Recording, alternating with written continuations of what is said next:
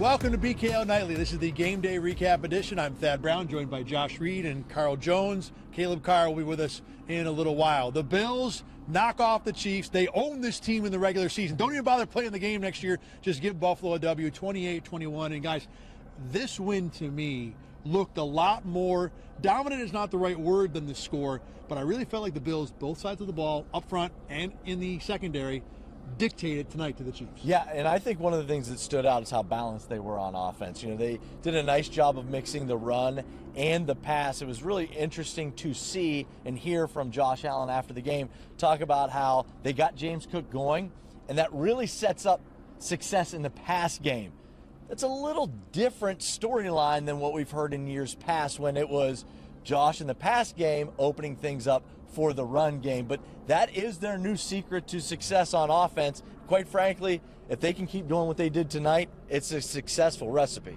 Their best player outside of Josh Allen is James Cook. Their second and third best players are Dalton Kincaid and Khalil Shakir. And I felt like today they made a concerted effort to make those three guys the focal point. Obviously, the Chiefs' run defense isn't great, and then the other two weak points of that defense is the backers right up through the safeties. And boy, the tight ends they fool. Khalil Shakir, I don't think he, maybe like 30 yards, if that, but he got targeted a bunch. There was a clear effort to make sure that those guys got involved and make an impact on this game. Shakir, 7 catches, 43 yards. I mean, he didn't have the big play, but he was a guy that helped move the chains for sure. The other thing, too, the Chiefs came into this game as the team that is the screen outside. I'm going to throw the ball quick to receivers, let them make plays. They didn't barely do that at all, and the Bills were the ones who dominated with that game today, and it was great, to your point. Using Shakir in space, using Kincaid in space, safe throws, not forcing Josh Allen to drop back and let's just go head up with our receivers against any secondary in the league. We've talked about that. That's not the game plan for this team. What they did tonight, both the mix and the way they use guys outside, I thought was fantastic. One of the things that we've talked about a lot this season is how difficult things look offensively at times. I never got that sense tonight. I never got the sense where it was, man, things look hard. You know, they're going 3 and out in a couple series in a row and they're punting.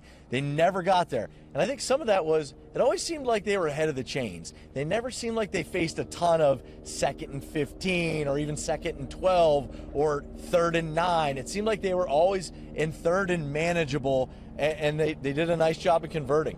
This team in its current iteration isn't built to play that type of game, so that's why things felt so controlled. They were always in 2nd and 4, 2nd and 3s, 3rd and 2s, and that's why they felt so controlled on offense. On the defensive side of the ball, I think there are many different heroes. Sean McDermott certainly is one of them. It felt like the game he called was fantastic, but Cole Bishop and Max Harrison, particularly Bishop, with the criticism he's taken the last year and change, to have the game he had tonight, the number of big plays he made, the number of times he was around the ball, this has to be incredibly encouraging. I'll let you take Cole. I mean, when you talk about the high-end capital they spent on this defense, whether it was a Joey Bosa, a Max Harrison, and Cole Bishop, you need some of those, especially cost-control players, the young bucks, to perform. And in a game like this, where you play the Chiefs, they're super athletic. They do a bunch of funky stuff on offense. You kind of need guys to go above and beyond the playbook and make plays. And I thought both of those players, Cole and Max, made plays that went beyond the whiteboard. Like, hey, I can draw it up for you, but you got to go out there and make the play as well. That play right here where Xavier Worthy is running down in a goal route, Max Harrison's going step for step. That looks good on a whiteboard, but can you actually run and test those hammies against Xavier Worthy? Good on Max Harrison, and also 4 pass breakups by Cole Bishop. Hell of a player. Great game, probably his best game as an NFL player. Letting you take Cole is self-serving. I'm not going to lie. I wasn't trying to be polite. Listen, I had a chance to talk to Max Harrison after the game. This dude's smile, this guy's grin was up here and up here. During the week, we had a chance to talk to Max Harrison about the opportunity to play against Patrick Mahomes and the Chiefs. And he said, it's an opportunity to intercept Patrick Mahomes. Well, it played out here. And I mean, having a chance to talk to him following the game on the field right after it finished, I mean, this guy was soaking it in. He is such a good, first of all, he's great. He's talented and everything, but he is a good energy inside that locker room, an energy that they need. And quite frankly, with Michael Hoyt going down, that was another energy guy. They're going to need some of those vibes. And not only that, he is fast, man. I said during the week, I can't wait to see Hairston line up across from Xavier Worthy. Those are the 2 fastest guys in the last 2 NFL combines. Max Hairston won that matchup more than he lost it. Carl, one of the things I was thinking about during the game is this is, in the grand scheme, going to be one good game. We've seen more bad games from Cole Bishop than good. Right. This was a good one. We've seen really nothing from Max Hairston. But the point is, it feels like this is the type of game that can be a building block. It can be a, hey, look, this is how you do it right. This is what happens when you do it right. As someone who's been in these locker rooms, what can that impact be when you have a young guy who's just trying to, keep his head on straight to have a game like the both guys did tonight? Well, I think a big part of Cole Bishop's success and how it can help him going forward is that none of the plays he made were like some, oh my gosh, that's like a once-in-a-lifetime play. They were all things where, like, I imagine all weekend film, if you get this look, shoot your shot and pull the trigger. That fourth down stop, I'm sure they saw it all week. Hey, we're going to show man, pop out in zone, make the play when it's provided to do so. He did that. I'm sure all week in film they said, hey, when Patrick Mahomes gets out of the pocket, plaster on your guy and make sure that you don't lose him. That was a great play he had on Hollywood Brown, and I think that's where he can build confidence going forward. We can do the little things. We can do the mundane things. That play he made against the Saints a few weeks ago, that was great. But that's once a season. What he did tonight is something that you can build upon. And confidence is a hell of a drug, right? We hear that all the time. It is. I mean, look, not only did he have a nice game, he did it against the Kansas City Chiefs. That's got to be something. That's not nothing. Doing that against Patrick Mahomes and against this team and this offense, where all week we talked about all their skill players that they have on the outside and how 3-game win streak, they're averaging 30 a game, they're on a roll. And for Cole Bishop to have that type of performance, his confidence has got to be at an all-time high. But thought it was interesting because Sean McDermott was asked about Cole Bishop. One of the things that was brought up was by our buddy Matt Perino. Matt Perino mentioned that this was Cole Bishop's 12th career start. So we got to kind of keep that in mind sometimes, that the guy's only started 12 NFL games. You talk about how important it is to get this performance against the Chiefs. I think it's a great point. It's not going to be just any other game. It's the game. Like I started this with, the Bills have won this game a few times. And there's going to be a number of fans, and rightfully so, who will say, well, big deal, we've seen this before. What does this win mean for the Bills long term? Whether it be reputation, vibe, or just sheer numbers about where you are in the standings based on either in the division or in the conference? To me, I think it's more about the immediate and keeping pace with the New England Patriots, who won again. Like, you're trying to keep pace in a division now where you're in second place. This wasn't the first place Bills versus the first place Kansas City Chiefs. These were two second place teams. And now, not only did you help yourself stay in that race, you knocked Kansas City down a peg a little bit in their division race. I think it's the process of how they got things done today. This entire offseason, quite frankly, since 2020, the way that the media, the front office, the coaching staff has said about this game in particular, we have to win with 4, and we have to put pressure on Patrick Mahomes. Tonight, there was proof of concept that they can do it with 4. I know there are a bunch of caveats. Chiefs are banged up. The Bills are too, yada, yada, yada. I get that. But that's where, if you're a Bills fan, that's the hope you should have. Hey, we did this. That doesn't change. There's no schematics with just whooping the man across when you can get into the quarterback. So you should have some hope that they can do it again in January. It's crazy that you said that. We spent too much time together, because that's virtually the same thought I had about this game. The way this team was built, it felt like it was built for this game. Speed in the secondary. Guys who can get to the quarterback from the front 4 without help. And those things, at least on the defensive side of the ball, I thought totally played out tonight, on top of a really well-called game by Sean McDermott. Proof of process. It feels like this is something that's maybe not more repeatable, because the past teams, the Bills that have won these games, have been just as good. But what they were trying to put together, it doesn't feel like it's a one-off. It feels like that this is could be the start of a team that can do this over and over and over. Michael Hoyt goes down. Looks like it's going to be a season-ending Achilles injury. Tuesday is the trade deadline, Thad. I mean, it's going to be really interesting to see what happens in the next 48 hours. For sure. I mean, we talked about it. You need probably at least one defensive tackle. And I know Bills fans want a receiver. We talked a little bit in this broadcast about the need for a receiver. I think there will be work that will be done. There will be new players that will be in. I don't know if it'll be enough to satisfy everybody. But for now, this was a heck of a win and a heck of a build for the Bills to get to this point, for sure. All right, for Carl Jones and Josh Reed, I'm Thad Brown. We're going to take a break. When we come back, Caleb Carr will join me with more on this Buffalo Bills win.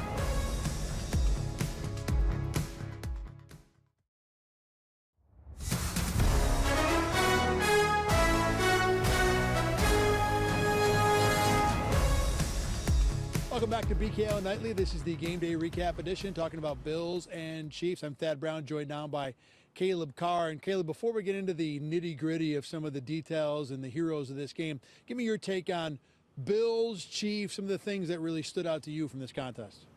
I mean, it's exactly what you want out of a Buffalo Bills Kansas City Chiefs game. It had its highs, it had its lows. I thought Buffalo played an all-around great game. We talked a little bit earlier in this week about what we wanted to see out of this game for Buffalo to really move that needle. And one of my points was that I want them to win a close game, a hard-fought battle where both teams look good, and I thought that's what this was. I thought there were times that the Bills' defense made the Kansas City offense look not great, particularly Patrick Mahomes. I thought that D-line played great getting to him, and they forced him to make a mistake. And I thought the Bills' offense on many levels, the run game was good. The run game opened up the pass game. Josh Allen wasn't Superman, but he still had a pretty darn good day. And I thought all around it was just a great game, and Buffalo just made a couple extra plays that they needed to make, and they came out on top. But, like I said at the beginning, it's exactly what you want out of a Bills-Chiefs game, drama down to the very last moment. To explain a little more what we were talking about, that goes back to BKL Nightly on Thursday when one of our roundtable questions was, could the Bills this weekend with this game change the idea that the Chiefs are always going to have a leg up? And I think you're right. I think this game did move that needle a little bit. And to me, one of the things I thought they had to do was get contributions from new players on defense. And the Bills got that, Max Hairston, Cole Bishop in particular. We talked about them in the first segment of the show. So let's go back to the offense here quick. A guy that I think we've seen and know can contribute to this Bills team in a very large way is James Cook, 114 yards rushing, first running back to have over 100 yards against the Chiefs since basically Christmas of 2023. Look, the Bills didn't have to rely on him as much in this game, but at the end of the day, he was still the engine of this offense. Yeah, as I said, I thought this was the first game this year that we really saw the passing offense feed off of what James Cook was doing in the running game. We've seen this passing offense just kind of struggle. Even when the run game is going good, the pass game still can't really get much going. But I thought off of, Cook hitting some holes and getting outside and making some big runs, Allen was finally able to get this play action game going, get the deep field. He had a couple deep balls, and get the underneath stuff. Obviously, we know that underneath stuff to Dalton Kincaid and Khalil Shakir is this Bills team's bread and butter, but they were still able to get some other aspects that they hadn't really been able to get so far this year open.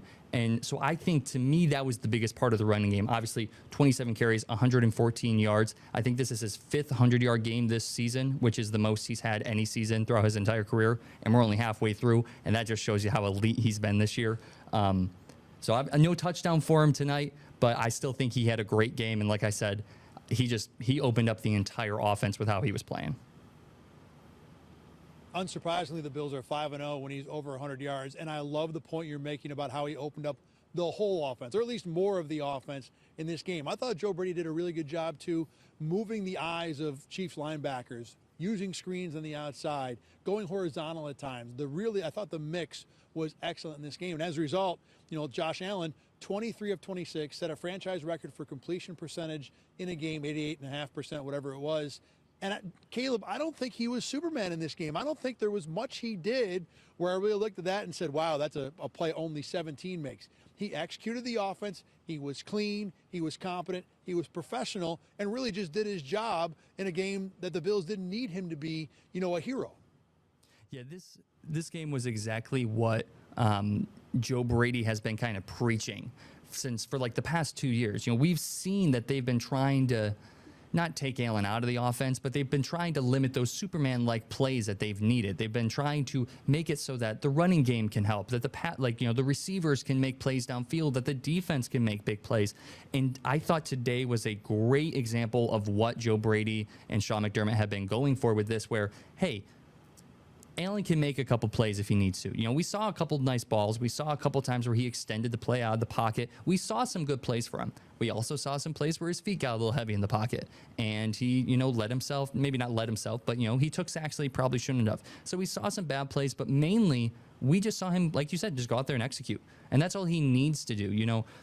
This team isn't known for the number of playmakers they have around, but they have enough guys, James Cook, Dalton Kincaid, Khalil Shakir, Keon Coleman sometimes. Like, they have enough guys, and then like a random Dawson Knox down the sideline play. Like, they have enough guys that can make these plays where all that Josh Allen really needs to do most of the time is sit there and execute, like you said. I think this was a game where they were okay with Josh Allen executing. I think there's a number of games where he has to do more, but I think getting away from that as much as possible is the goal. And I guess I'm going to land here kind of on the fence a little bit to where, yeah, I think with Shakir and Kincaid, there's the potential to have enough weapons to not force Josh Allen to be Superman. I just don't think they'll be able to do it a lot. They did it in this game. And to that point, let's talk about Dalton Kincaid's 100-yard game. We were kind of talking about this earlier, too.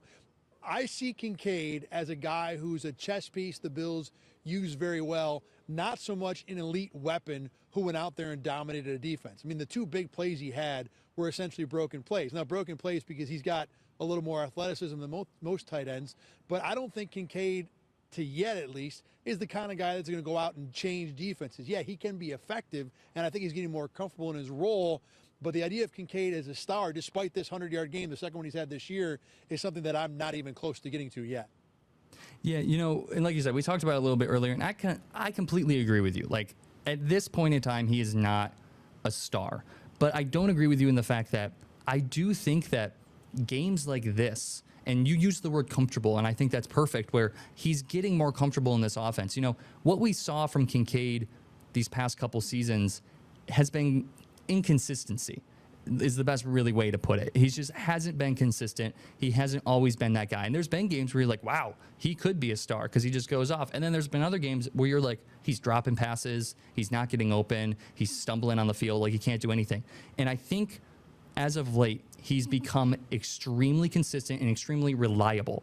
And if he can continue to do that, whether that's just him becoming a better player or the system that he's in and the calls that Joe Brady is making and just having an MVP quarterback, I think if he can continue to make those plays, he could grow and become a star player. Like you said, he has the physicals needed to go out there and become a star. I think he just needs to get more comfortable, and he needs to grow, and he needs to become more consistent and more reliable, which is exactly what he's doing in the type of system that they're running right now. To split a couple more hairs in this discussion, you said extremely reliable and consistent. I think he's more reliable and consistent. He's not too extremely yet. I think when we talk about that inconsistency, I think the reason is that he's reliant on the system. He's reliant on how well Joe Brady can scheme him open. He's reliant on, whether or not Josh Allen can make that crazy throw. He's not opening those things up for himself yet. But still, this was certainly a step in the right direction. Two, like we said, being more consistent, more reliable, more comfortable. Of course, the most important tight end in this offense, Jackson Hawes, because whenever he catches a pass, the Bills win, and whenever he doesn't, the Bills lose. Got another one in this game, Caleb. They need to just start opening every single game with a quick tight end screen or something. Just get the ball in Jackson Hawes' hand. I don't care if he catches it for 2 yards. Just get the ball in his hands, and then you're good. You can do whatever you want for the rest of the game. But I think he's just another example of, although there's not a star playmaker on this team, when everything's going well, because obviously we saw 2 weeks before the bye, things not going well, and we saw exactly what can happen when things don't go well. But when everything's going well, this team doesn't need a star. They have enough guys that can dish it out. They have enough guys that Josh Allen can hit and that can make plays. And then a guy like Jackson Hawes, he's kind of starting to learn how to play with Josh Allen. He's learning that, hey, just because I'm not open right now, I might be open in 2 to 3 seconds when Allen rolls out of the pocket. So I got to stay ready. I got to stay alert. And that's exactly what he did on that play. I don't love the shovel pass from Allen. I don't love it. He tried it a couple weeks ago to Ty Johnson. It didn't work. He did it again tonight. It was complete. It looks pretty. It's awesome, but it makes me a little nervous. But a guy like Jackson Hawes, I love what he's becoming. He's not nearly as reliable as Dalton Kincaid, but he is another guy that just you put out there, you feel confident that he can go make a play if you need him to. I agree with you on Hawes. I think he's shown enough now that once in a while you can get something out of 85, which is all they want because he's a heck of a blocker in addition. And I'm with you on the Josh Allen flip. Overhand would have been fine in that spot. Look, he made the play. Josh Allen gets away with that stuff all the time. Let him do his thing. Speaking of stars, defensive side of the ball, Joey Bosa was pretty much that in this game. Didn't have like 3 sacks, forced fumble, anything ridiculous, but he did have the 1 sack, and Caleb, the pressure was constant off the edge. Yeah, like you said, nothing crazy showing up in the box score. Looking at it now, he ended with 1 sack, as you said, 2 tackles for loss, 3 total tackles. Says he had 5 QB hits. So like you said, that pressure was throughout the entire game. And it's not showing up with sacks or even, it says he had 5 QB hits. He had much more pressure on Patrick Mahomes than that. You talk about just that interception that Mahomes had late in the game on the 3rd and 10 where he just kind of heaved it up there because he had to, because Joey Bosa was standing in his grill. And if he holds on to that for any longer, it's a 5 to 8 yard, I can't remember exactly where he was, but 5 to 8 yard sack. And now they're looking at 4th and long and they need to punt it away. So he kind of had to just send up a prayer there and Maxwell Harrison was just in the right spot. But Joey Bosa was making those plays all night long. Just because he wasn't bringing Mahomes down doesn't mean he wasn't having an effect on him. He was very much getting up in his face, and Mahomes felt him all night long. I did not think the Kansas City passing game, when it was straight drop back, when it was in more traditional structure, was that effective if Mahomes couldn't get out and scramble. The Bills talked afterward a lot about how little Mahomes scrambled. In fact, A.J. Epinesa got a question about that. He said, hey, how many yards did Mahomes have? Kind of looking at the reporters, knowing the number was really small. I think it was 1 scramble for 5. He kind of nodded his head. That was the Bills' game plan tonight. And Bosa was a big part of that because of how good he's been compressing the pocket. You don't have to, apparently, with this Chiefs offense, where it is right this second, get to the quarterback. But if you can keep him in the pocket and make him uncomfortable, I don't think his weapons are good enough down the field to win consistently. Maybe by January they will be. But in this game tonight, I think the Bills' game plan was more than enough to cause problems against Mahomes. And give them credit. They scored 21 points because that dude was just pulling things out left and right. He was digging deep into the bag to keep the Chiefs on the field. It's, again, a testament to how good the Bills were when it comes to their pass rush in this game. Now, Caleb, they lost a big piece in this game. Michael Hoyt, torn Achilles. Sean McDermott confirmed it afterward. He will almost certainly not play again this year. Look, the energy that he brought is something everybody talked about. It's hard to measure his impact because he played 1 3/4 game for the Bills, but his versatility and his ability to compress the pocket with pass rushes was something that seemed like would be pretty valuable. It's hard to put a price tag or a description on what the Bills will lose without him, mainly because we don't know what he is. But what we saw of him in his little time here this season was pretty darn good. Yeah, I think the best price tag, as you put it, to put on him is valuable depth. Like that's the best way I think that we can say it right now from what we know. But we talked about him last week. We talked about there were a couple plays that he made that kind of opened up before Ed Oliver obviously went down. There was a play where he kind of helped open up Ed Oliver a little bit, and we talked about it afterwards. The offensive lineman ended up tripping on that play, but it still was a one-on-one with Ed Oliver, and who knows what happens with that. But Michael Hoyt was making some plays last week. He made a couple. He had, he made his presence known tonight, in the very least, and just with a D-line that you've already lost Ed Oliver last week, you just don't want to see guys continue to go down. So even though we don't know how much of an impact he would have made if he continued to play, we know that he was a reliable body that could be out there on that D-line, and losing that is going to hurt. It's going to sting.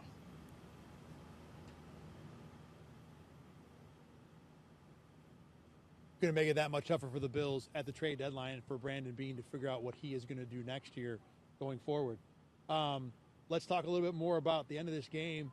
Caleb, the field goal at the end there, I did not think Sean McDermott should have kicked the field goal. I thought punt was the play there. Look, I understand that really most of the choices the Bills had at their disposal were probably going to work. But if you punt, the Chiefs get the ball at their own 20-yard line. They have to drive the length of the field in 20 seconds. Look, if your defense can't stop that, I know this is the defense that authored 13 seconds, but if you can't stop that, you don't deserve to be on the field. The only way the Chiefs are going to have a shot is by missing a field goal or going for it on 4th down and missing that to give Kansas City a shorter field. So I didn't like the call. I did like the way Sean McDermott addressed it, though, by saying, look, you got to put this team away at the end. This is something that you can't let them hang around. I like the attitude. I like the aggressiveness. I still think it was the wrong call, though, for the Bills. Yeah, I agree that it's the wrong call. I also look at it in the sense of if Matt Prater does hit that, then we're saying good job, Sean McDermott, for making that call and just putting the Chiefs away. We're saying good job to have, be aggressive enough to do it. So it's kind of a give and take there. But I do agree that more likely than not, that's probably not the call. I think that shows the confidence that they have in Matt Prater, which maybe down the line sets up a Matt Prater, Tyler Bass conversation, but that's for a different day. But I like the aggressiveness. I like just going for it. Like you said, just put him away. I really like that. I do agree, though, that it leaves the door just a little bit too open. You, especially Bills fans, know who Mahomes is. They know that Mahomes magic, and especially I think he had that first completion. I believe it was to Rashee Rice or it was Xavier Worthy on the first play after that missed pick. It was a 18-yard route to the sideline, and he stepped out of bounds. That first play happens, and my immediate thought is, oh no, here we go. again. But luckily, the Bills defense was able to step up. And again, by getting pressure, like we just talked about, they were getting pressure to Mahomes. They forced him to kind of make some throws that he didn't want to make. And then after that, it was just 2 shots to the end zone and, some flashbacks to maybe an Arizona Cardinals game in the past. But Bills, they were able to get it done. They were able to get it done nonetheless. But I do agree that punting there and, forcing Mahomes to go 80 yards in 20 seconds instead of 50 or 60 in 20 is definitely a big advantage. So as much as some Bills fans may have preferred the Bills lose this game so they can be the team that turns around and win in the playoffs, I don't want to have that conversation. I think it's ridiculous. The Bills needed to win this game. They got a win that was very important. Look, from the standings point of view, they keep pace with New England. They make it harder for the Chiefs. This was an important win. Most of all, the Bills restored or erased any doubt that they would be an elite contender this season. That's going to do it for this edition of BKL Nightly. Thanks for watching. Remember, you can always catch this on YouTube and on Spotify. For Caleb Carr, Josh Reed, and Carl Jones, I'm Thad Brown. Thanks for watching. We'll see you again tomorrow as we get ready now for the Bills to take a trip down to Miami and take on the Dolphins. Get the Rochester First streaming app today for everything you love from News 8 On Demand, plus exclusive shows you won't see anywhere else. Search ROC and download for free on Roku, Amazon Fire, and Apple TV.